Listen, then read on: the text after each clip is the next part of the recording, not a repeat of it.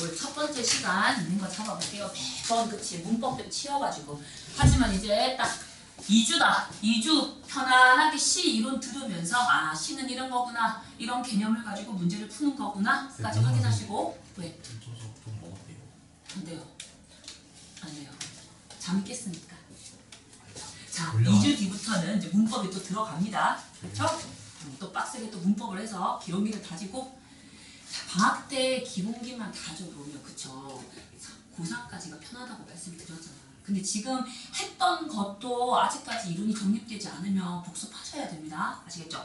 자, 가자. 우리 문학이라고 얘기하는 거. 자, 우리 국어는 어떻게 구성되어 있습니까? 기본적으로 국어의 구성. 우리는 국어에서 어떤 시험을 보냐? 문법. 문법. 자, 그렇지. 문법. 이 문법을 다른 말로 뭐라고 할까? 문법이라고 안 돼 있어. 교과서에 문법이라고 되어 있는 건 단 한 줄도 없어. 한 단어도 없어. 이제 너희 때부터는, 자, 너희 때 맞는 것 같아. 요거 하나 올라가고, 아, 너희 다음 때인가? 그치, 이제 수능도 절대평가로 맡긴다는, 자, 그런 말들이 나오고 있죠. 자, 문법이라고 되어 있는 게 없어. 문법을 다른 말로 뭐라고 할까? 그래도 기본적으로 이제 모의고사 대비도 해야 될 것 같죠. 이제 2학년 때부터 조금씩 바빠지는데, 문법은 다른 말로 뭐? 언어라고 합니다. 언어.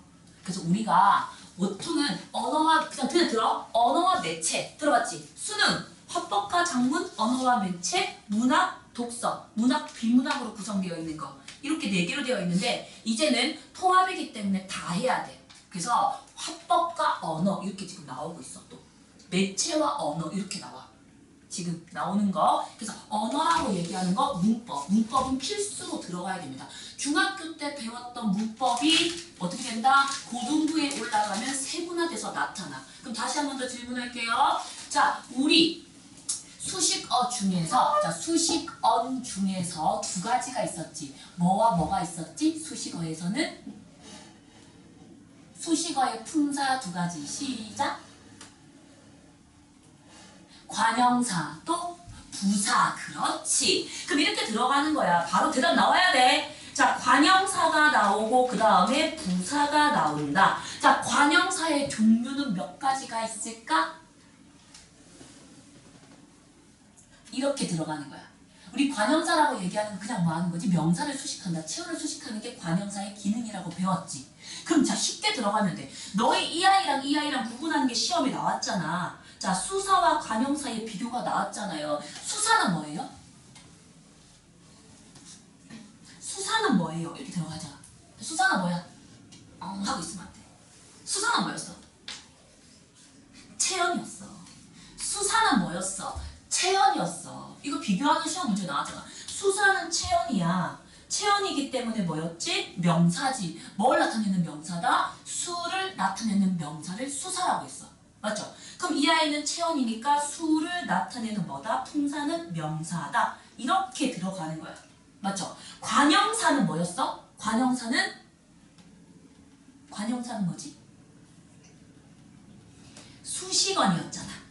이 수식언 중에서 뭐를 나타내는 수식언은 수를 나타내는 수식어는 수관형사 이렇게 들어가는 거야. 내용 들어갈 때 지금 요렇게 세분화시켜서 들어가는 게 이제 고등 문법으로 들어갈 거야. 그런데 물어보는 건 뭘 물어보냐면요. 똑같아. 기능, 의미 물어보는 거랑 똑같아. 그럼 지금 학교 시험에서 이 수사와 수관형사의 차이를 물어봤어. 너희 학교 시험에서 맞지? 그럼 수사는 뭐니까? 체연이 명사니까 뭐와 결합할 수 있다? 뭐와 결합해? 명사는 누구랑 결합한다? 명사 뒤에 누가 나와야 돼? 조사. 그렇지! 어이, 명사는 조사랑 결합해야지. 그렇지. 명사는 조사랑 결합하는 거야. 그래서 그 문구에 나와 있잖아. 명사랑 맞아. 그 뒤에 누구랑 결합한다? 조사랑 결합한다. 그럼 관형사의 가장 큰 특징은요. 누구랑 결합하지 못한다? 조사랑 결합하지 못한다. 그게 차이점이야. 공통점. 자, 수관형사와 수사의 공통점은요? 뭐다? 수를 나타낸다. 그렇지. 공통점 끝. 수를 나타낸다. 이건 공통점. 근데 학교 시험은 뭐 있죠? 차이점을 물어봤잖아. 차이점. 그럼 어떻게 됐다? 자, 수사는 뭐기 때문에 체언이기 때문에 뭐한다? 주요 문장 성분으로 쓰일 수 있다. 주성분으로 쓰일 수 있다. 뭐 주어, 목적어 또는 보어 이걸로 쓰일 수 있는 게 수사. 누구랑 결합한다? 조사랑 결합한다. 누구의 수식을 받는다? 체언은 누구의 수식을 받는다? 수식. 수식 누구의 수식을 받는다? 체언은 누구의 수식을 받는다? 정리돼야 돼. 누구? 관형. 그렇지. 관형어의 수식을 받는 게 수사예요. 이렇게 차 있죠. 그럼 얘는 뭐기 때문에? 수식어이기 때문에. 수식어이기 때문에 누굴 꾸며준다? 체온을 꾸며준다. 그렇지. 얘는 수식을 당하는 아이고 얘는 수식을 해주는 아이고 그 차이점 물어보는 거야. 얘는 조사랑 결합할 수 없고 주요 문장 성분이 아니고 그 차이 물어보는 게 이렇게 들어가는 거. 그럼 봐봐. 자, 수를 나타내는 건 수관형사야. 그렇지. 수를 나타내면 수관형사야. 그래서 모자, 하나, 개, 의존명사가 있다. 이렇게 얘기를 해서 수를 나타내는 아이가 누굴 수식한다? 뒤에 있는 명사를 수식한다. 따라와. 뒤에 지금 조사랑 결합되는 거 보이지? 이게 명사야. 명사를 수식하는 게 뭐다? 수관형사. 이렇게 들어간다고. 그럼 봐봐. 그 사람이 있다. 이렇게 들어간다고. 있다. 누가 있다? 누가 있다? 사람이 있는 거지. 자, 어떻게 사람이 있는 거야? 어떤 사람이 있는 거야? 어떤 사람이 있는 거지? 니은으로 끝나면 뭐가 된다? 관형사가 되는 거지. 그렇지. 그럼 이 관형사가 누구를 나타내는 거지? 누굴 가리키는 거지? 사람을 가리키는 거지. 그럼 자, 이렇게 가리키는 걸 뭐라고 한다? 우리는? 무슨 어? 가리키는 거. 지시어. 그렇지. 그래서 이 안에 뭐다? 지시관형사다. 이렇게 들어간다고. 관형사의 종류. 수관형사. 수를 나타내는 무슨 관형사? 수관형사. 자, 지시를 나타내는 무슨 관형사? 지시관형사. 이렇게 들어간다고. 이만해. 관형사의 종류 몇 가지? 3가지. 자, 그럼 집은 집인데 어떤 집이야? 어떤 집이야? 새 집이야. 나는 집을 샀다. 어떤 집을 샀지? 어떤 집에 들어간다? 내가 산 첫 번째 집은 첫 집에 들어가. 따라와. 그럼 여기서 새가 집을 수식해. 첫이 집을 수식해. 따라옵니까? 그럼 이 아이가 뭐가 되는 거지? 관형사가 되는데 어떤 관형사다? 처음이나 새인, 성질을 나타내는 거야. 자, 성질이나 상태를 나타낸다고. 그래서 무슨 관형사다? 성상관형사다. 성질이나 상태를 나타내는 성상관형사다. 이 종류를 다 구분해서 물어보는 게 고등부 문법. 어렵지는 않잖아. 그치? 근데 구조를 갖다가 놓치면 있지? 이거 놓치면 이제는 기본기가 들어가는 게 중등부. 고등부 가면 쌤 이거 언제부터 들어가요? 라고 얘는 바로 고1부터 바로 들어가고 고2는요. 아예 그냥 시험 자체의 범위로 나와. 언제? 고2 2학년 2학기. 그리고 변화되는 입시에서 가장 강조되는 게 뭐라고? 문법이라고. 그래서 문법적인 구조는 지금 배웠잖아? 그렇지. 그럼 여기서 까먹으면 안 되고 방학 때 계속 연습해서 훈련시켜야 돼. 다 했다. 시험 끝났으니까 잊어버려야지. 이게 안 됐다고. 그래서 이걸 계속 닦아줘야 돼. 요 구조 이렇게 물어보는 게 이거야.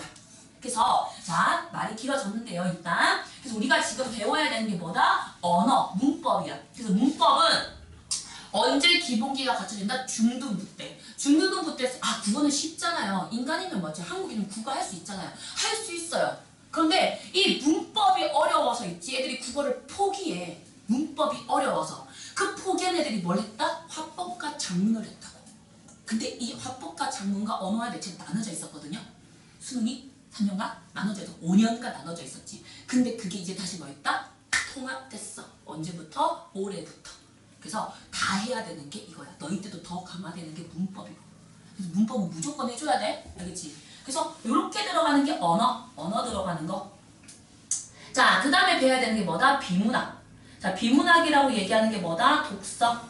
자, 독서 지문. 자, 경제, 사회, 문화, 예술, 과학 전부 다 들어가는 게 독서. 무슨 문? 설명문. 읽고 문제 푸는 거. 나중에 한번 맛보게 보여드릴게요. 국어 하고 있으면요 안 됩니다. 지금부터 해줘야 돼. 중등부랑 고등부의 이 격차가 얘들아 10배 이상이야. 진짜 10배 이상이야. 비슷하게 들어가는 게 아니라 확 어려워져. 그래서 놓치는 게 국어 부분이라서 지금 비록 힘들어도 다져놔야 돼. 그래서 독서 부분 들어가고 이제는 뭐 한다? 우리가 배우는 무슨 거? 문학. 이렇게 들어를 갈 거예요. 그러니까 자 그러면 오늘 들어가야 되는 게 첫 번째 시간이 뭐다? 문학이야. 자 문학 들어를 가면 자 문학의 갈래는 총 몇 개가 있다? 2개밖에 없어. 조금만 더 쓰자. 교과서의 내용 조금만 더 써. 자 처음이 어렵다라고 얘기를 하는 게 우리 그동안 문법을 했잖아. 그치? 계속 수업을 했지. 근데 얘들아 내가 배워야 되고 목적으로 가야 되면 전체적인 커리큘럼이나 틀을 봐야 돼.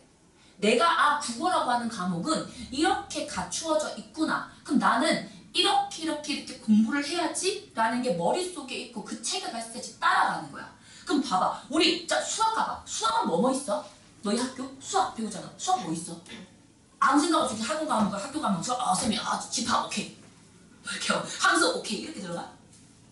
이 체계가 있을 거 아니야, 그치? 1단원에 뭐 있고 2단원에 뭐 있고 배우는 게 있을 거 아니야. 영어도 마찬가지. 뭐 앞에 뭐 하나 빈칸이 있는 거 빈칸 넣기 아니면 뭐 하나 문장 구성하기 아니면 가나다 배열하기 이런 것들이 머릿속에 있을 거 아니야. 그렇지? 그러니까 이런 걸 읽고 들어가야 되는 거야, 자기. 자, 그 문학이라고 얘기한 거죠. 사람이 자 문학 몇 갈래? 그러니까 네 갈래. 그치? 문학은 몇 개가 있다? 4개가 있다. 머릿속으로 익혀야 돼. 문학의 갈래는 총 몇 개? 4개. 4개. 그 첫 번째가 무슨 갈래로 들어간다? 들어본 적 없지? 감정 전달을 목적으로 하는 거. 감정 전달을 목적으로 할 거야. 내가 화가 났어. 그럼 이제 얘기를 하는 거야. 네가 왜 그런 식으로 했고 너 그렇게 하면 안 되고 네가 오늘부터 언제 어디서 무슨 왔을 때 왜 그렇게 했냐고. 내가 이렇게 나한테 설명을 했어. 그럼 이제 어떻게 엄마가 이렇게 얘기를 했잖아. 어떻게 엄마한테 그렇게 얘기했을까? 네가 빠졌을까? 막 얘기를 해. 그럼 이제 그렇지 그래. 그래서 우리 화가 난 것 같긴 한데 그치? 그렇게 돼. 근데 이제 엄마가 감정을 전달할 때 있잖아. 아씨! 뒤에 여운. 아빠 화가 났잖아. 그럼 아빠 어떻게 여운? 자 방문을 갖다 어떻게 했나? 탁 하고 들어가. 어느 게 또 임팩트 있어. 이렇게 들어가는 거야. 첫 번째야, 두 번째야. 사람의 감정을 전달할 때는요. 많은 말이 필요 없어. 딱 함축적이고 압축적인 시어를 가지고 점점점점점 여운을 남기잖아. 훨씬 더 감정이 효과적으로 전달돼. 그래서 우리는 어떤 시어를 쓴다? 상징적이고 함축적인 시어를 쓰는 거야. 왜? 감정 전달을 목적으로 하기 위해서. 그래서 어떤 갈래다? 서정적 갈래야. 그래서 서정시가 되는 거야. 서정이라고 하는 게 뭐냐? 서정은 반대로 얘기해. 정서. 서정은 정서 전달을 목적으로 한다. 진짜 바보 같은 게 시, 갈래 하면 애들 전부 다 서정시, 서정시, 현대시 막 하고 전부 외우는 애들이 있거든. 정말 의미가 없어. 원래 시라고 하는 것 자체는 서정적 갈래야. 얘들아 서정적 갈래라고 얘기하는 게 자 서정은 정서야. 정서 전달을 뭐로 한다? 목적으로 하는 거야. 이렇게 들어가. 정서 전달. 다른 말로 하면 뭐 한다? 감정 전달. 감정의 전달을 목적으로 하는 게 뭐다? 시야, 시. 시라고 하는 갈래라고, 시. 그래서 시는요, 어떻게 감정을 효과적으로 전달하려면요, 자기의 전달하는 시어의 압축적인 멘트만 가지면 돼. 나머지 다 버려도 되는 거야. 그래서 시가 어려워. 왜? 서술어 생략됐지, 목적어 생략됐지, 가끔가다 주어도 생략되지, 조사 생략되지. 그래서 시라는 게 어려워. 시는 읽었을 때 이해가 안 되잖아. 하늘의 별, 바라기, 오늘, 엄마, 나물, 캐도. 엄마, 오늘 나물을 캐러 가서 어떻게 했다. 이렇게 안 적잖아. 그래서 시라는 자체가 어려운 거야. 뭘 하기 위해서? 감정을 효과적으로 살리기 위해서. 그 시에는 뭐에 따라서? 시간의 흐름에 따라서 2가지로 나뉘게 돼. 자, 구조 잡으세요. 자, 옛날에 적었던 시는 무슨 시다? 옛날에 적었던 시. 옛날에 우리 시를 뭐라고 하지? 무슨 시? 옛날에 적었던 시. 옛날 시. 무슨 문화? 그렇지, 고전 문화. 무슨 시? 고전시가 라고 얘기하는 거야. 고전시. 옛날에 적었던 거. 그래서 우리가 수능이나 문제를 풀 때 매번 딱 하나 나오는 게 무슨 시? 고전시. 이 고전시에 대비되는 자, 언제를 기점으로? 일제강점기를 기점으로 해서. 뭐가 들어왔으니까? 개화기 문학이 들어왔으니까. 그때부터는요, 이제는 뭐 한다? 남녀평등이잖아. 그치? 신분제 폐지됐잖아. 그러니까 들어오는 게 무슨 시? 고전시의 반대가 무슨 시? 그렇지. 현대시 이렇게 들어간다고. 너희가 알고 있는 기본 지식을 가지고 움직이면 돼. 대비되는 자. 이런 거 적는 게 얘들아 주관식으로 나오는 거야, 이제. 어디에서? 너희 나중에 논술형 들어를 가면요. 자, 고전시, 현대시 나뉘는 거야. 이 단어 못 적는 게 전체적인 게 왜냐면 들어봤지만 적지를 못한다고. 그래서 고전시, 가의 갈래, 현대시, 언제를 기점으로 나눈다? 1900년대. 일제강점기를 기점으로 나누는 거야. 그때부터 뭐가 들어왔다? 일본의 외국시가 들어오면서 신체시라고 얘기하는 새로운 장르가 들어와. 이렇게. 그럼 고전시의 가장 큰 특징은 뭘까? 너희 자 시를 적을 때 시조 적어본 사람 있어? 시조? 우리 배워야 되는 갈래. 시조 적어본 사람 시조. 시조. 아는 시 있어? 아는 시조. 1학년은 나왔는데 시조 아는 게 아무것도 없다고? 자, 우리 단신가. 그치? 들었지? 어떻게 하지? 첫 번째 시작. 단신가 들어본 적 없어? 하여가 뭐 이런 거 들어본 적 없어? 시조. 동지 섰다. 기나긴 밤에 항어리를 베어내요. 아니면요. 이 몸이 죽고 죽어 100번 고쳐 죽어. 뭐 이런 거 들어본 적 없어? 시조. 없어? 가장 큰 특징은요. 고전시라고 얘기하는 거. 왜냐면 고전시 시조는 누가 적었지? 일반 서민들이 적었어? 아니면요 양반들이 적었어? 그렇지. 양반들이 자기들이 적으면요. 자, 법전도 똑같아. 법은 일반 사람과 이 성문학이라고 얘기하는 법의 차이점은 뭐야? 굉장히 현학적인 단어가 사용되고 있어. 현학적이라고 얘기하는 건 나타나는 모습이 굉장히 어렵다는 거야. 학문적이라는 거야. 어렵다고. 그래서 일반 사람이 알지 못하는 용어들을 그들은 썼다고. 그래서 제한되는 게 뭐냐면요. 고전시의 가장 큰 특징은 형식적인 틀을 갖추는 거야. 그치? 잘했어. 그치? 현대시는 얘들아, 현대시를 다른 말로 뭐라고 하냐면요. 자유시라고 해요. 자유시. 형식은 있어. 자유시는 형식이 있어. 그런데 정해진 형식이 없는 거야. 형식적인 틀이 없는 거야. 자기 마음대로 막 지어내면 돼. 너희들이 맨날 쓰는 동시를 다 자유시. 틀 만들어줬지 않잖아. 뭐만 맞추면 돼? 나는요, 오빠가요, 좋은걸요, 어떡해요? 뭐 있어? 가분. 마지막에 유만 붙이면 되는 거잖아. 그치? 반복. 시. 우리 가사 적을 때 어떻게? 라임만 맞추면 되는 거잖아. 맞죠? 이게 자유시. 자유라고 얘기하는 것보다 형식은 있지만 그 형식이 어떻다? 자유롭다. 이게 자유시. 그럼 자유시는 무조건 무슨 시다? 현대시야. 이 둘의 공통점은 뭐다? 서정시가 되는 거고. 이렇게 적어주면 돼. 서정시. 이 둘의 공통점. 시조 딱 던졌어. 현대시 던졌어. 이 둘의 공통점이 뭐예요? 쓰세요. 하고 던지면요. 뭐다? 서정시다. 뭐 쓴다? 감정 전달을 목적으로 한다. 그럼 시의 특징 3가지 쓰면 돼. 주제, 운율, 심상이 있다. 시의 3요소. 주제, 운율, 심상이 있다. 다 외우고 들어가야 돼. 주제, 운율, 심상이 있다. 근데 그 고전시는요. 형식 자체가 뭐에 딱 정해져 있다. 그래서 뭐라고 한다? 우리는 그 아이를 정형시라고 한다. 형식이 정해져 있다고. 형식이 정해져 있다고. 그럼 어떻게 형식이 정해져 있냐면요. 정형시의 가장 큰 예가 뭐가 되냐면 시조가 돼. 시조. 또 이 시조도요. 평시조, 연시조, 사설시조도 또 나뉘어요. 어렵습니다. 그쵸? 자, 그래서 이 시조라고 얘기하는 아이도 우리가 들어가면요. 딱 정해진 틀이 있어. 3장, 초장, 중장, 종장을 먼저 만들어. 이 사람들이 쓸 때. 초장, 중장, 종장을 만들고 자 3장, 6구 6개 땅땅땅땅땅땅 끊기는 6개 구로 만들고 음보 한 번에 읽히는 음보는 4음보야. 하나, 둘, 셋, 넷, 다, 여, 일곱, 여덟, 아홉, 열, 열하나, 12 이렇게 4음보로 만들고 그 다음에 글자 수도 정해야 돼. 45자 내외 플러스 마이너스 5자씩 45자 안에서 움직여야 돼. 이거를 갖다 적어두는 거야. 이 몸이 이렇게 생각하고 얘들아 이 몸이 하는 게 아니라 먼저 뭐 하냐면 3, 4, 4, 3, 3, 5, 4, 3, 3, 7, 4, 3. 내 마음대로 만들어. 이렇게. 그래서 세는 거야. 45자 내에 맞나? 그리고 마지막 종장의 첫 음보.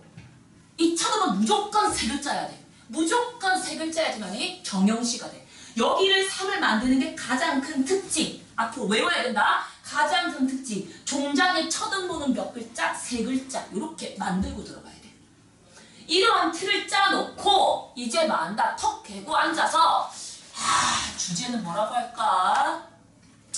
동영이 밥을 먹다 오늘도 또 걸렸네? 뭐 이런 거. 자기가 고민을 하면서 집어넣는 거야. 이렇게 글자를. 이렇게. 그럼 얼마나 이 쓰는데 머리로 힘들게 적었을까?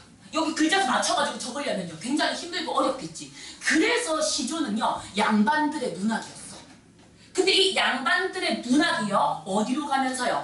자, 우리 얘가 이거 조선시대 문학이라고 보자. 조선 전기 중기를 거쳐서 혼란기가 나타나. 역사 배우지. 사회 배우지. 자, 조선의 후기. 조선 후기는 뭐 때문에 나타났어?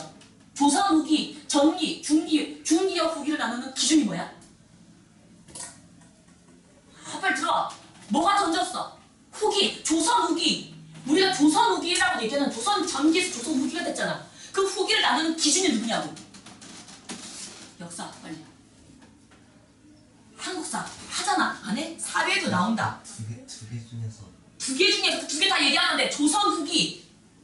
이게 우리 솔직히 이게 우리가 국어라고 얘기하는 것 같으면 역사적인 문학 갈래잖아. 솔직히 자기 삶이지 겪었던 삶을 뭐한다. 글씨로 쓰는 거잖아. 너희가 지금 쓴 일기가요. 너희가 죽고 난 사후 100년 뒤에 발견이 되면요. 그 아이가 뭐가 되는 거지? 유물이 되는 거잖아. 그거 분석하는 거잖아. 얘는 이별의 시련을 겪었구나. 뭐 이런 거 할 수 있을 거 아니야. 유서를 쓰고 죽었다라고 얘기하면 이 사람은 얼마나 그 고통 속에서 살았을까. 이런 거 분석해가지고 그 교과서에 실릴 거 아니야. 맞잖아. 그치? 그러니까 이게 변혁기가 있어야 돼. 조선시대 가장 큰 변혁이 뭐야? 누가 쳐들어왔지? 그렇지. 일본이 쳐들어왔지. 또 누가 쳐들어왔지? 몽골 침략기 내려왔잖아. 뭐다? 병자호란과 뭘 겪으면서? 일제강점기 너무 빨리 들어왔어. 조선 후기 누가 들어와요? 일본 쳐들어온 거 누구야? 그렇지. 임진왜란 들어와야지. 그래 그거 얘기하려고 했지. 두 개 중에서 한 개만 그래서 얘들아, 자 오늘 그냥 편하게 하자. 그냥 편하게 들어. 조선시대 작품에서 이제 알아야 돼. 흐름을 알아야 되는데 가장 크게 중요한 격변기가 뭐냐면 무조건 누구다? 임진왜란인 거야. 이 임진왜란이 왜 중요하냐면요. 우리가 이 고려랑 조선에 대한 차이가 뭐냐면 고려시대까지는요. 얘들아, 고려시대까지는 남자와 여자의 차이가 별로 없었어. 사회 진출에 대한 제약의 차이만 있지 이 남자 여자의 굳이 차이를 두지 않았어. 그게 뭐냐면요. 제사 지낼 때 제사 지내지도 않았고요. 네? 제사를 지내지도 않았고요. 그리고 딸내미한테 있잖아. 자기 재산 다 물려줘도 상관이 없어. 그리고 여자의 뭐가 좋았지? 여자가 남자와의 이혼이 자유로웠어. 자기 외가댁에 들어와가지고 우리 그 율곡이 이만다. 외가댁에 살아가지고 외가댁이 부자잖아. 거기 살아가지고 먹고 자고 있는 거 했잖아. 괜찮았어. 그런데 새로운 나라가 세웠어. 그게 누구지? 조선 때 새로운 나라가 들어온 이유가 뭐야? 그 앞에 뭐가 있었지 얘들아? 불교의 팔관에 때문에 일어난 불교의 폐단이 나타나는 거야. 그동안 삼국시대를 거쳐서 신라시대까지 고려시대까지 불교를 우리는 숭상했다고. 불교 문화권이었다고. 그래서 무슨 일이 전쟁이 났어. 몽골 침략기. 우리나라 8만 대장경이 있을 거 아니야. 그치? 어떻게 해서 절에 가가지고 뭐 했지 얘들아? 막 핀단 말이야. 애를 못 가지고 절에 가서 빌고요. 달한테 빌고요. 신한테 빌고요. 우리 문화는 이렇게 살았다고. 근데 그 빌었는데 소용이 없어. 왜? 이 중들이 뭐한다? 고기 잡아먹고 술 먹고 뭐하는 거지? 계집질하고 이렇게 있네? 그 다음에 뭐한다? 불교 나라가 위험이 찾았을 때 싸운 시대들도 존재해. 근데 그렇게 했다는 거지. 그러면서 새로운 나라가 들어오면서 누가 들어왔다? 조선이 들어왔지. 너희는 가장 가까운 조선을 우리는 배우는 거야. 문학 작품에서 가장 잘 배우는 거. 조선이 딱 들어오면서 새로운 문화를 가지고 들어왔어. 그게 누구야? 무슨 사상? 유교 사상. 그렇지. 유교의 가장 큰 특징이 뭐야? 이게 머릿속에 깔려 있어야 돼. 시조 접근하기가 제일 쉬워. 고전시, 고전소설 다 하고 들어갈 수 있어. 배경지식. 자, 뭐 유교 사상의 가장 큰 특징이 뭐야? 유교는 부모한테 효도하고 나라에 충성하고 친구끼리는 잘 지내고 교육이신 남자를 높이고 이게 들어오는 거지. 남자를 높이고 장자를 높이고 이렇게 들어와. 왜? 무슨 문화가 들어왔어? 유교의 가장 큰 문화가 뭐지? 유교의 가장 큰 문화? 뭘 지낸다? 제사 지내는 거지. 그렇지. 그때부터 조상에 대한 제사를 지내기 시작을 하는 거야. 그럼 제사를 지내려면요, 야, 내 제사 네가 지내라 하면 그 사람들이 네, 알겠습니다. 이렇게 안 한다고. 제사를 지낼 수 있는 특수한 딱 그 대상이 마련되어 있어야 돼. 그 대상이 누구다? 제사는 누구만 지낸다? 남자만 지낸다. 그래서 이제부터 뭐 한다? 남자와 여자의 차이가 나타나기 이제 벌어지기 시작해. 그리고 또 뭐가 벌어지기 시작하냐? 장남과 차남의 차이가 벌어지기 시작해. 무조건 제사는 누가 지내는 거지? 장남의 주차에 지내는 거야. 그럼 내가 죽고 나서 내 제사를 누가 지낸다? 이 장남이 지내야 되는 거지. 그럼 나는 죽고 나서 누구에게 몰빵한다? 내 재산을 장남에게 몰빵하는 거지. 그럼 이 장남은요, 자, 이 차남한테 뭐 한다? 부모님이 사후에 죽으면 이 재산을 뭐 한다? 나눠주던지 이제 뭐 한다? 분가를 시키는 거야. 나가 살아라고. 아니면 지가 데리고 살던가. 이렇게 해야 되는 이 장자의 이 태도란 말이야. 근데 이 장자가 너무 욕심이 많아. 모든 재산 다 지 거야. 아깝네. 또 그 와중에 꼭 그 장자의 부인은 뭐 하는 거지? 못됐고 악독해. 지밖에 몰라. 욕심 많아. 그치? 그렇게 해서 뭐 한다? 그렇게 쫓아내가지고 아들을 줄줄줄줄 낳았던 그 고전소설이 있지. 그게 뭘까요? 죽어서 얼굴 빡 때리고 아이고 형제간의 우애를 강조하는 거. 흥부놀부. 그렇지. 그 흥부놀부가 그때 놀부는 거야. 놀부가 뭐였다? 욕심 많은 놀부. 무슨가? 유교사상 반영이 되어 있는 거지. 장자 상속주의 폐락이 그 아이인 거야. 장자가 했더니 자 뭐한다? 이 차남들이 뭐한다? 차별을 받았다. 이렇게 들어가는 거. 그 제사권을 지내면서 이제는 뭐한다? 대리사위가 아니라 양자를 집에서 드리는 거야. 여자는 필요 없어. 이제는. 왜냐면 제사는 누가 주나? 남자의 고유 권한이야. 그리고 이 남자가 제사를 지내고요. 차남들도 필요가 없는 거예요. 이렇게 되면서 차이가 점점 나기 시작해. 이렇게. 자, 그런데 자 그렇게 해서 유교 문화권에서 이 여자는 남자를 받들면서 잘 지내왔다고 나름대로 있잖아. 유교 사상이라는 게 잘 지내왔어. 그런데 그때는 어느 정도였냐면 자 내가 남자랑 이제 자 우리 남편이랑 결혼해서 살았는데 남편이 죽어. 그러면 지조와 절개를 강조해야 돼. 즉 남편에 대한 의리를 강조해야 돼. 그럼 남편이 죽으면요 이 여자는 어떻게 하죠? 따라 죽지. 그렇지. 네? 따라 죽는다고요. 네? 따라 죽는다고요. 누가 죽여? 지가 따라 죽는 거야. 정말요? 진짜 지조와 절개가 강력한 거지. 난 내 남편을 죽어서라도 뭐하고 모시겠다. 이게 순장이잖아 얘들아. 죽어서라도 뭐한다 모시겠다 이렇게 됐다고. 그런데 자기 목숨이잖아. 야, 몇 번 봤다고. 첫날 밤에 죽고 몇 번 봤다고. 죽기 싫은 거야. 이 여자 입장에서는. 그치? 죽기 싫은 거야. 그런데 누가 죽이려고 해? 그치? 누가 죽이려고 해? 남편이 시댁에서 죽이려고 하는 거야. 왜? 맞잖아. 그 여자의 뭐한다? 지조와 절개가 강조되려면요. 이 여자가 뭐 하는 거지? 자, 죽이고 나면 나라에서 그 여자를 향해서 뭘 내려준다? 열려문을 하사하는 거야. 그래서 그 양반집 댁 앞에 충렬문을 딱 지어주는 거지. 이 집은 자 지조와 절개를 강조한 여성이 뭐한다? 살았던 집이다. 이렇게 된다. 그럼 그 나중에 와 할 거 아니야. 그럼 이 여자들은 뭐가 맺히게 되는 거지? 한이 맺히게 될 거 아니야. 난 죽고 싶지 않은데 죽었으니까. 그래서 그때부터 나오는 게 뭐다? 저 귀신 흐 하고 나오잖아. 그 설화가 그래서 전해되는 거야. 한의 설화. 자, 뭐 했다? 시부모님이 나를 괴롭혔어요. 뭐 이런 거 있지. 이런 장르들이 다 뭐가 되냐면 얘들아 너희가 배우는 사설 시조에 남아있다고. 시어머니가 나를 구박했어요. 나는 죽어서 뭐가 됐고요? 자, 귀신이 나지 말고 새로운 부부 뭐지? 소쩍새가 되고요. 한의 정서. 소쩍다 이제 굶어 죽은 거야.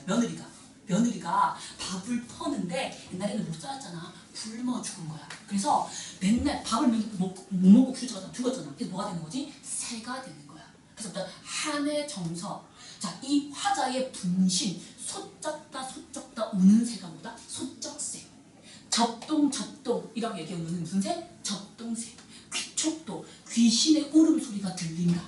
지금 내가 하는 거 전부 다 뭐가 되는 거지 얘들아? 시의 소재고 너희가 앞으로 배워야 되는 거다? 요거 딱 들으면 얘들아, 자, 이별에 때문에 뭐가 생긴다? 한이 생긴다. 주제는 이별의 정환. 고전시의 50%의 답은 이별의 정환이야. 이렇게. 그게 교과서의 답이고. 그러지? 자, 그리고 나서 잘 돼봐. 흐름만 잠깐만 있는 거 봐봐. 하고 잠깐 끊을게. 오늘 처음이니까. 자, 그리고 이렇게 지내왔는데 가장 중요한 게 있어. 아까 얘기했지. 병자호론과 임진 외란이 딱 터졌단 말이야. 터졌어? 이때 문제가 생겼어. 그동안 이 여자들이 어떻게 했지, 얘들아? 남자를 하늘이야. 이때 남자는 하늘, 여자는 땅이야. 이 떠받들어가고 임금님, 지아비 하고 이렇게 떠받들어갔단 말이야. 그런데 이 전쟁이 딱 터졌어. 근데 우리 선조가 뭐 했어? 선조 성모 당했어요. 뭐 했어? 빨리. 설마 역사가 이 제로 베이스가 있는 거 아니겠지? 선조가 뭐 했어? 선조가 이제 응. 이끌어서 이끌었어? 그랬으면 참 좋았겠지. 그랬으면 이순신이 죽을 일도 없었겠지. 그러니까 응. 그러니까 뭐라고 하지 그거를 그치. 그거를 뭐라고 하지? 튀었어요. 그렇지. 도망가. 기억이 안 났어요 단어가. 그렇지. 선조가 남한사다. 영화를 보세요. 선조가 남한사서 뭐 기억이 안 했죠? 났어요. 도망가 버렸잖아. 근데 남아서 그 싸운 게 누구지? 또 누구? 그 밑에 아버지의 자리를 지킨 게 누구지? 아들이 우리가 강해군이라고 얘기하는. 지켰잖아. 근데 어떻게 해서 선조가 돌아왔더니 자기 아들이 지보다 뭐 하는 거지? 백성들의 신임을 많이 받네. 그럼 선조 입장에서는요.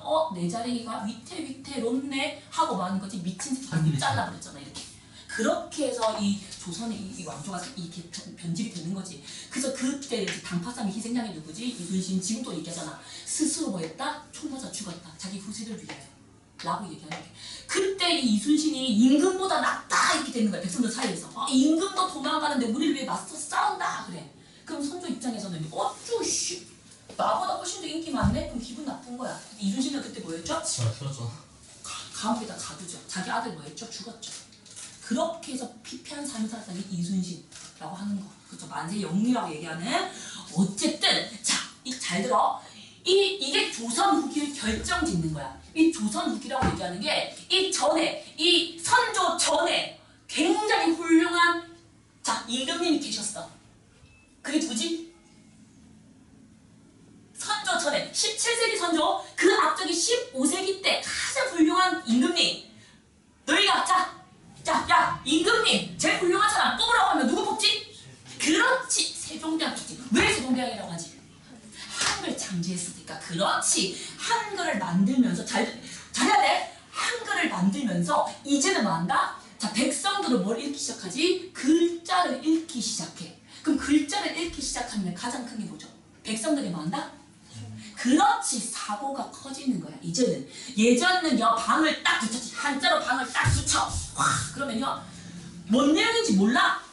그 옆에 뭐라고 써져 있어요? 하면요 어떤 사람이 와가지고 얘기하죠. 이거는 이렇게 써져 있으니까.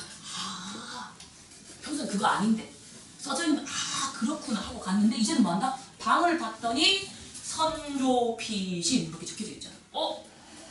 내가 그동안 너를 위하여 이렇게 열심히 살았는데, 내 남편을 위하여 이렇게 살았는데 너들은 뭐 한다? 전쟁이 터졌으니까 다 뭐 하는 거지? 도망갔네? 이제부터는 뭐 한다? 역전, 상황 역전. 이제 여자들도 기분이 나쁘기 시작을 한 거야. 왜? 하나 더 붙었지.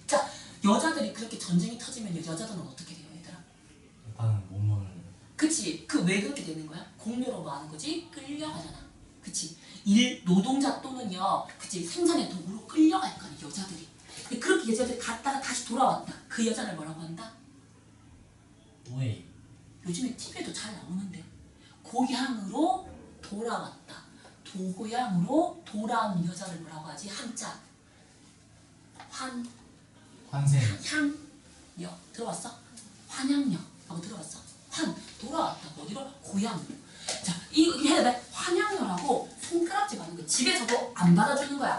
내가 끌려가가지고 그렇게 가정 무역을 겪다가 얘들아 다시 우리나라를 돌아왔다고. 내가 이런 똑같아. 우리 일제강점기 때 뭐 하는 거지? 여자들이 이제 위안부 갔잖아. 끌려갔다 다시 돌아왔지. 그래서 그때 사람들이 어떻게 했어? 너는 뭐 한다? 몸 팔아갖고 왔지? 너는 이제 더럽지? 그때 당시 때 강조했던 게 뭐죠? 지조와 절개인데 너는 그거에 대해서 막 지켰다 안 지켰다? 내가 보지 못했기 때문에 지키지 않았다라고 얘기해서 우리 가문에서 너를 받아주지 않아. 집에 돌아왔는데 아무도 받아주질 않는 거야. 그렇게 해서 나 그만하면 괜찮아. 근데 먹고 살 데도 없고 있잖아. 그 사람 돌을 던지기 시작을 하는 거야. 그게 끌려갔다고 왔다고. 그래서 걔네들이 뭐한다? 자, 그러한 삶을 살았고, 자, 왕은 도망을 갔고, 이제 뭐 어떻게 됐다? 여성의식의 성장과 더불어 백성들의 서민의식이 같이 성장한다고. 이 말이지. 그리고 나서 이게 성장이 되면요, 얘들아. 사람이 조금 성숙하면 뭘 쓰기 시작한다? 글을 쓰기 시작해. 알겠죠? 그래서 얘들아, 자, 잘 봐. 자, 지금 들어. 자, 시조가 시조로 들어가는데 이 시조가 평시조, 연시조로 갔다가 조선 후기로 들어를 가면요. 자, 두 차례의 호란을 겪으면서 백성들의 서민의식이 성장합니다. 그리고 새로운 문학자가 들어오는데 그게 뭐다? 사설 시조가 들어와요. 자, 그럼 이 아이는 시조는 시조인데 말이 많은 거야. 사설이 긴 거지. 말이 많은 거야. 따라옵니까? 그럼 이 사설 시조와 시조의 차이점은요. 자, 사설 시조는 뭐한다? 말이 많다. 따라서 길이가 어떻게 된다? 길어졌다. 그렇지. 이 아이는 무슨 식인데? 정형식. 얘도 정형식이긴 하지만 자, 얘만큼의 형식적인 틀을 갖춘다? 못 갖춘다? 못 갖춘다. 그렇지. 그래서 시조는 누가 썼다? 그렇지. 사설 시조는 누가 쓴다? 백성이. 그렇지. 잘한다. 그래서 이 사설 시조는 백성이 이름은 기록되지 않아. 알겠죠? 뭐라고 한다? 작자 미상이라고 그래. 작자 미상. 이 작자 미상에 남자만 있다. OX? X. 그렇지. 여성도 존재하는 거지. 이렇게. 네. 그래서 사설 시조는 자, 시조에 비하여 뭐한다? 길이가 길어졌다. 조금 어렵게 할게요. 길이가 길어졌다. 장형화되었다. 이렇게 들어가는 거 하나. 그 다음에 자, 이 아이의 형식은요. 자, 이 형식에 비해서 뭐한다? 벗어났다. 자, 형식에서 조금 뭐한다? 벗어난 형식을 사용되고 있다. 차이점. 여기 양반이 쓰고 여기 누가 쓴다? 작자 미상의 일반 백성이 썼다. 하지만 요 둘의 공통점을 찾아라 하면요. 형식은 지킨다고. 그게 뭐지? 자, 아까 얘기했다. 시조의 가장 큰 형식은 뭐라고? 그렇지. 얼굴 쳐다다. 종장에 쳐도 뭐 몇 글자? 3글자. 이거는 이 둘의 공통점 지켜주기 시작한다는 거야. 이렇게. 그래서 우리가 사설 시조는 언제 등장한다고? 조선 후기에 등장한다고. 조선 후기에 등장해 뭐다? 사설 시조라고. 네, 알겠죠? 그럼 자, 너희가 알고 있는 모든 소설. 자, 홍길동전. 홍길동전 어때? 홍길동전 가장 큰 게 뭐지? 자, 뭐가 많다? 불만 많지. 누구에 대한 불만이 많지? 그치, 왕에 대한 불만이 많다? 뭐에? 홍길동의 가장 큰 문제가 뭐야? 그렇지, 아버지가 아버지 보지 못하다. 왜? 서자라서. 그렇지. 첩의 아들 자식이라서. 처와 첩의 갈등이 존재하는 거지. 이 첩의 가장 큰 문제가 뭐야? 그 당시 무슨 사회였다? 신분 사회였는데 첩의 자식일 경우에는 뭐 하지 못했다? 그렇지! 과거를 치르지 못했다는 거지. 이게 과거 제도의 폐단인 거야. 과거 제도의 원래 입시 목적이 뭐지, 얘들아? 그치? 그렇지! 능력에 따라서 자, 자신의 지위를 막론하고 말한다. 능력에 따라서 적재적소에 말한다. 사람들을 배치한다 이렇게 됐잖아. 근데 그 아이는 뭐가 되는 거지? 그 과거 제도의 폐단. 첩의 자식은 말한다. 시험을 치르게 할 수 없다 이렇게 되는 거야. 왜 그럴까? 자, 올라가자. 왜 그럴까? 조선시대는 무슨 사회였기 때문에? 유교사회였기 때문에. 그렇게 들어간다고. 유교사회에서는 뭐가 중요하다고요? 지조와 절개, 의리가 중요하다고. 근데 첩은 뭐야? 뭐가 되지? 이 남편이 뭐 하는 거지? 그렇지! 처를 갖다가 있잖아. 첩이라고 얘기하는 거 뭐 하는 거지? 다른 여자의 자식이잖아. 맞죠? 그러면은 이건 뭐 하면 유교적으로 뭐 하는 거지? 어긋나는 거잖아. 그러면 누가 잘못한 거야? 그렇지. 남편이 잘못한 게 아니지. 무조건 남자 우선이라고 누가 잘못한 거야? 여자 잘못한 거지. 그치? 여자의 그 자식은 뭐 한다. 이게 뭐지 얘들아? 연자제. 부모가 지은 죄를 누가 갚아야 된다? 자식이 갚아야 되는 거지. 또 있어. 또 할머니가 지은 죄를 누가 갚아야 된다? 손자가. 이 손자나 할머니를 본 적이 없어. 근데 그 할머니가 뭘 했다? 다른 사람이랑 결혼했네. 자, 뭐 제거를 했네. 자, 다시 뭐 했지? 결혼을 했네. 그럼 그게 어떻게 된다? 병적부에 올라가는 거야. 뭘 지키지 않았다? 지주와 절개를 지키지 않았다 하면 다시 하면 유교적인 자 덕목이 갖춰지지 않다. 그 아이의 손자는 뭐한다? 자, 입시 과거 제도를 칠 수가 없다. 이렇게 들어가는 게 그 당시 때 문화였다고 누가 정리했어. 그럼 이렇게 파악되면요, 요 두 개가 구분이 돼. 그럼 여기서 강조하는 거 무슨 사상? 유교 사상. 다 쓰면 돼. 이거밖에 안 물어봐. 안 물어본다고. 정영시에 나와 있는 고전시는요, 전부 다 뭐한다? 자, 개인적인 정서는 이별의 정화. 이별의 정화. 왜? 자, 공과 사, 남녀 간의 구분을 막론하고만 사랑하고 헤어지고 한이 남는 건 똑같다는 거야.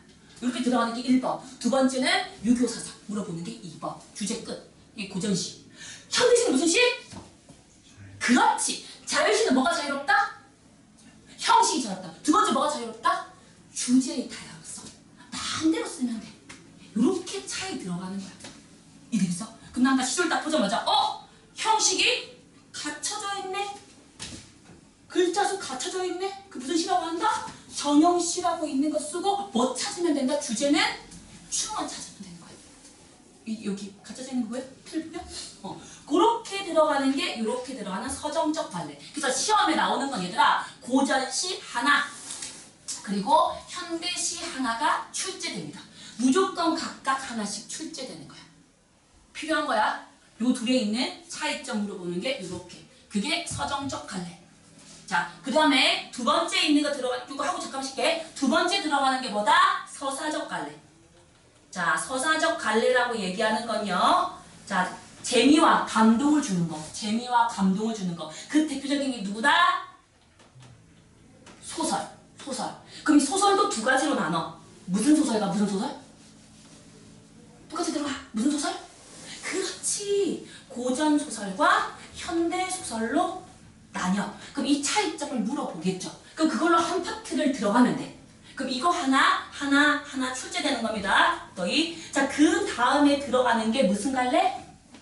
들어봤냐? 학교 교과서 생각해봐. 학교 교과서에 시 나오고 소설 나오고 그 다음에 뭐 나와?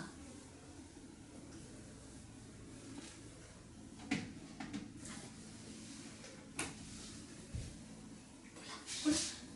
나오는 무슨 갈래 얘들아? 극갈래. 극갈래. 자, 시는 감정이죠. 그 감정이 조금 더 세분화돼서 말한다. 내가 왜 그러한 감정이 생겼는지 글로 쓰기 시작해. 근데 그 당시 때는요, 이 글을 썼는데도 불구하고 글을 모르는 아이들이 있네. 근데 그 아이들한테 뭘 주기 위해서? 재미와 감동을 주기 위해서 뭐 한다? 등장인물이 말과 행동을 가지고 이야기를 전달해 주는 거야.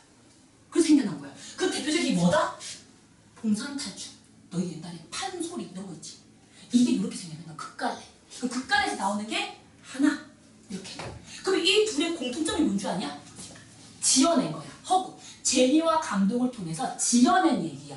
그럼 여기서는요, 재미와 감동만 느끼면 돼. 근데 교훈까지 전달하려면 뭘 쓰면 되는 거지? 사실적인 소재를 쓰면 되는 거야. 실제 지명과 실제 사람의 이름을 집어넣어버리면 돼. 그럼 뭘 줄 수 있다? 교훈도 줄 수 있는 거야. 요렇게 들어가는 거, 그게 답이야. 지금 내가 얘기하는 게 답이야. 물어보는 거. 그 다음에 이제 뭐한다? 사실적인 글 갈래. 사실적인 글. 자, 교술적 갈래. 교술적 갈래. 그럼 교술이라고 얘기하는 건 얘기했다. 이 둘의 가장 큰 장점은 뭐라고요? 감동과 재미와 여운을 주는 거야. 감동과 재미를 주는 거야. 이게 이 둘의 가장 큰 장점. 단점은요, 뭐한다? 지어낸 이야기, 허구적인 이야기 때문에 뭐가 떨어진다? 사실성과 교훈성이 떨어지는 거야. 따라옵니까? 그럼 그 사실성과 교훈성을 강조하는 게 이야기. 무슨 전달? 교훈 전달을 목적으로 하는 글이 딱 등장해. 됐어? 그 아이가 누구다? 자, 자신이 오늘 있었던 일을 적어. 뭐야? 자, 너희가 오늘 있었던 일을 내가 적는 게 뭐지? 일기. 그렇지, 일기. 내가 어디 여행 갔다 왔어. 여정 경문 감상으로 쓰는 글이 뭐지? 그래, 여정 경문 감상 쓰는 게 무슨 문? 감상문, 기행문. 기행문. 그치, 기행. 여행 갔다가 오는 거. 그 기행문. 책을 읽고 쓰는 건 뭐죠? 그게 독서 감상문이잖아, 얘들아. 형식은 뭐한다? 다양하다. 하지만 내가 실제 내가 겪었고 체험했던 걸 바탕으로 뭐한다? 깨달음을 얻고 그것을 교훈으로 전달하기 위해서 쓰는 글이 뭐다? 수필이야, 수필. 에세이 수필이라고. 이렇게 들어가는 거라고. 이 수필까지 배우는 거야, 이렇게. 시험에 5개가 등장하는데 하나, 둘, 셋, 넷 이거 2개 묶어서 1개 이렇게 떨어지는 게 여러분의 교과서에 있는 내용이고요. 시험을 보는 장르라고. 지금부터 요렇게를 머릿속으로 가지고 들어가야 돼. 학교 가서 마찬가지야. 그럼 너희는 무조건 자 1단원에 뭐 나오겠어? 자 학교 교재단 열어서 1단원에 뭐 나와? 1단원 시. 이 둘의 차이 좀 나오겠지? 2단원에 들어가는 게 뭐다? 소설. 3단원 뒤에 뭐 들어가? 구성. 극갈래. 또 뭐 들어가? 수필. 이렇게 들어간다. 그럼 내가 자 갈래는 수필에 딱 들어갔어. 그럼 그 수필에 딱 이 글의 성격은 뭘까요? 물어봤어. 뭐라고 쓴다? 수필 딱 던졌잖아. 그렇지 교훈성 체크하면 돼. 요거야. 근데 애들이 이거에 대한 목적을 모르니까 재미, 흥미, 감동 머릿속에 들어왔어. 아, 그치. 재미도 있을 수 있고 감동도 있을 수 있고 그치. 정서도 있을 수 있고 교훈도 괜찮은 것 같은데 답이 뭐지? 선생님 답이요 한 2, 3가지 되는 것 같아요.